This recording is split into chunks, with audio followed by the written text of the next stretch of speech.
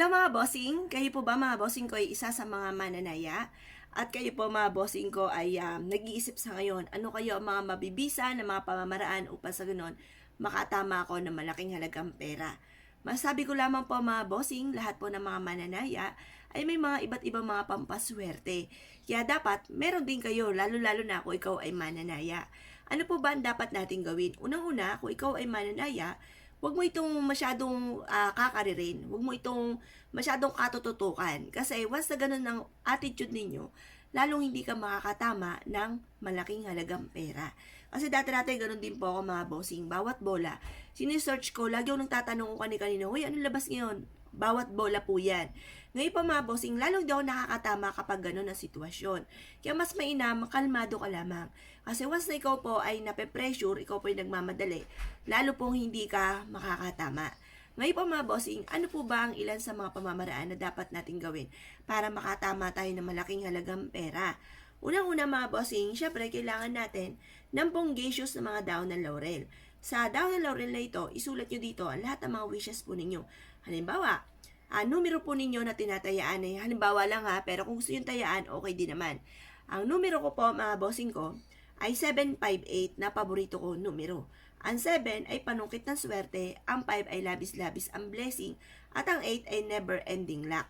Ngayon pa mga bossing, sasabayan ko po ito ng edad ko 41. Tapos ang aking anak na panganay ay 19 at ang aking bunso ay 10. Yan po, nasa inyo kung ano po gusto nyo. Ultimo, edad po ng inyong mister or kung sino man po yung nais po ninyo na maisama, mga paborito niyo yung numero. Ayan, nasa inyo po yan. Ngayon po mga bossing, isulat nyo po yun dito.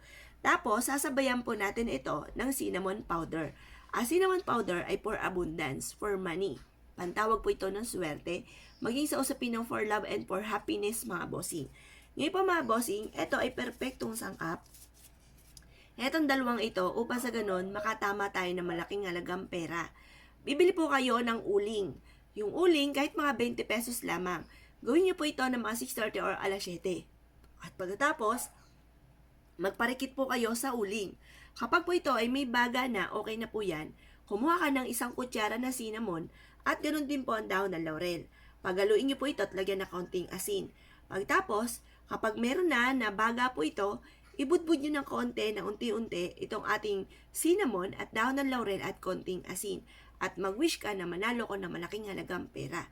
Pero syempre mga bossing, hindi lang naman mga bossing ko sa usapin ng pagtaya, paano kayo magkakaroon ng pera. Unang-una, pwede kayong magnegosyo mga bossing. I-wish din po natin dito, pwede rin naman na tayo po ay maging matagumpay sa ating negosyo. Or kaya po, dito na tayo yumaman sa ating negosyo. Ganun po ang pag-wish. Or kaya po mga bossing ko, kung ayaw nyo magnegosyo at wala pa tayong puhunan, kayo po mga bossing ko ay nag-a-apply ng trabaho. Kung nag-a-apply ka ng trabaho, ay pwede nyo rin po i-wish dito na matanggap na ako sa trabaho at magkaroon ako ng malaking sweldo. Ganun po mga bossing. Ngayon po mga bossing, i-wish nyo na ng todo-todo ang lahat ng nais ninyo, lalo-lalo na tungkol sa usapin ng pera. Ito po ay makakatulong upang sa ganon, magtuloy-tuloy ang pasok ng swerte at hindi na kayo muling mamalasin pa.